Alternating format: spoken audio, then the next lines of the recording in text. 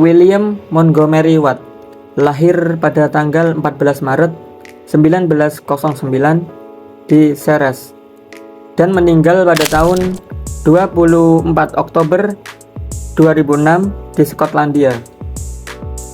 Tokoh orientalis ini merupakan tokoh legendaris pada kalangan cendekiawan Islam. Pada masa hidupnya, ia sering berdiskusi dengan antara agama Kristen dan agama Islam. William merupakan anak dari pasangan Andrew dan Jean. Perjalanan hidupnya, yakni dalam bidang pendidikan, dimulai dari George Watson College, yang kemudian ia meneruskan di Universitas Edinburgh di Skotlandia. Setelah itu, ia pindah ke Balliol College di Oxford, yang kemudian ia melanjutkan di Universitas Jena di Jerman. Ia fokus pada kajian Islam karena ia memiliki pembantu dari umat Islam dan sering berdiskusi dengan pembantunya itu tentang Islam maupun tentang sains. Sehingga pada tahun 1979, William ini belajar tertarik di dunia Islam, yang kemudian ia diangkat sebagai kepala Departemen Bahasa Arab dan Studi Islam di Universitas Edinburgh di Jerman. Keilmuannya dalam bidang Islam ialah dalam bidang teologi, dalam sejarah Islam, dan dalam sejarah kenabian. Ia mendapat gelar Emeritus Profesor dalam bidang Bahasa Arab dan Pengkajian Islam di Edinburgh University. William mengatakan bahwa ajaran Al-Quran itu berasal dari tradisi Judeo-Kristian, yang artinya bahwa tradisi Islam itu berasal dari tradisi Yahudi dan tradisi Nasrani. William menyimpulkan bahwa ajaran agama Islam yang datang itu merupakan hasil dari representasi Nabi Muhammad yang diturunkan kepada beliau dari Allah Subhanahu wa Ta'ala, sehingga fokus kajian dari William ini hanya pada aspek manusiawi dari Nabi Muhammad itu sendiri. William menjadi pengkritik agama Islam, khususnya pada ilmu-ilmu Al-Quran yang menjadi fokus kajian dari William. Fokus kajiannya yaitu tentang pengkodifikasian Al-Quran. Ia mengatakan bahwa pengkodifikasian Al-Quran itu yakni dari masa sahabat dan masa Nabi Muhammad itu mengalami penggeseran makna, khususnya pada bagian keumian Nabi Muhammad, tentang Nabi Muhammad bisa menulis dan bisa membaca. Menurut William, Nabi Muhammad itu sebenarnya bisa membaca dan bisa menulis, tetapi apa yang disembunyikan oleh sejarah itu telah mengubah hingga masa sekarang. Setidaknya ada 25 ayat yang dikutip oleh William yang menjadi dasar dari pemikirannya, yakni surat Yunus ayat 38, surat Al-Alaq ayat 4, dan surat Al-Ankabut ayat 48. William mengatakan bahwa tradisi yang telah ada, yakni tradisi keumian Nabi Muhammad, bahwa Nabi Muhammad itu tidak bisa membaca dan tidak bisa menulis, sebenarnya disembunyikan untuk menaikkan derajat keumian Nabi Muhammad. William mengatakan bahwa masyarakat Arab sejak dahulu telah mengenal tradisi tulis dan tradisi membaca, sehingga Nabi Muhammad yang lahir dari negeri Arab itu juga telah mengenal tradisi menulis dan tradisi membaca. Setidaknya ada dua riwayat yang ia kuatkan sebagai argumen untuk pemikirannya. Yang pertama tentang perjanjian Hudaybiyah.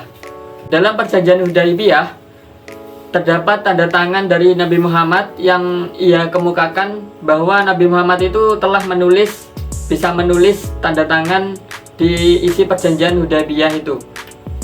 Pada riwayat yang kedua, William itu mengatakan bahwa ada sejarah bahwa Nabi Muhammad itu melakukan ekspedisi di Nahlah. Ekspedisi ini berlangsung 2 bulan sebelum adanya perang Badar, sehingga Nabi Muhammad sebelum melakukan ekspedisi itu mengirim surat yang ia tulis sendiri, dan surat itu menjadi bukti dari William yang kemudian dikuatkan sebagai argumennya. Riwayat lain juga mengatakan bahwa Nabi Muhammad sebagai seorang yang berdagang di negerinya, ia telah menulis beberapa catatan penting tentang perdagangannya, baik itu berhitung tentang hasil penjualannya maupun berhitung tentang bisnisnya. Pemikiran lain tentang William ini, bahwa William itu mengatakan adanya perbedaan tentang papirus dan perkamen. Selain itu, potongan-potongan yang ia kemukakan, baik itu papirus, potongan-potongan perkamen, ada juga tulang belikat dan batu, yang kemudian ia membedakan antara bentuk-bentuk dari alat yang digunakan untuk menulis pada saat itu. Yang pertama, ditemukan fakta oleh William bahwa tidak ada bukti tentang adanya perbedaan penulisan di perkamen maupun di potongan-potongan papirus. Dan juga menurut William, adanya penulisan perbedaan di bahan papirus maupun perkamen dan juga di beberapa tulang belikat itu menandakan bahwa Nabi Muhammad sengaja membedakan antara kemewahan materi yang ia tulis untuk menyampaikan firman Allah, kemudian disampaikan oleh sahabat. Itu ada perbedaan materi yang digunakan untuk membedakan antara yang mewah dan maupun yang sederhana. Menurut William, sejarahnya yaitu dari papirus yang kemudian digantikan oleh perkamen, yang kemudian menurut William perkamen ini nanti digantikan oleh namanya rock dalam surat At-Tur ayat 3. Menurut William, sebelum adanya kodifikasi Al-Quran, jauh sebelum itu telah ditemukan bahan-bahan lain di luar papirus dan di luar perkamen yang kemudian ia sebut dengan kirtas, yang dikutip dari ayat Al-An'am ayat 7. Indikasi ini kemudian dipatahkan oleh beberapa tokoh dari Yunani bahwa papirus itu sebenarnya adalah kirtas yang dimaksud oleh William itu sendiri. Sehingga makna dari lembaran papirus yang ia kemukakan itu sebenarnya adalah makna yang sama dengan makna antara kirtas atau yang disebut dengan charter. Hal ini kemudian diperkuat oleh bukti-bukti lain bahwa para sahabat itu juga menemukan penggunaan antara papirus digunakan dalam menulis beberapa kitab. Dalam surat Al-An'am ayat 7, William ini mengatakan bahwa buku yang dibuat untuk menulis kitab itu disebut dengan papirus. Namun jenis buku ini menurut Watt atau menurut William merujuk pada kitab-kitab yang diturunkan kepada Nabi Muhammad. Sebenarnya bahwa apa yang diturunkan kepada Nabi Muhammad atau Al-Quran itu sendiri itu justru yang kemudian dipatahkan oleh William itu sendiri. Dan itu makna Alkitab dalam Quran surat Al-An'am ayat 92 menjadi sorotan William untuk memahami bahwa itu adalah buku yang sebenarnya adalah buku yang merujuk pada buku yang diturunkan kepada Nabi Muhammad, yaitu Al-Quran.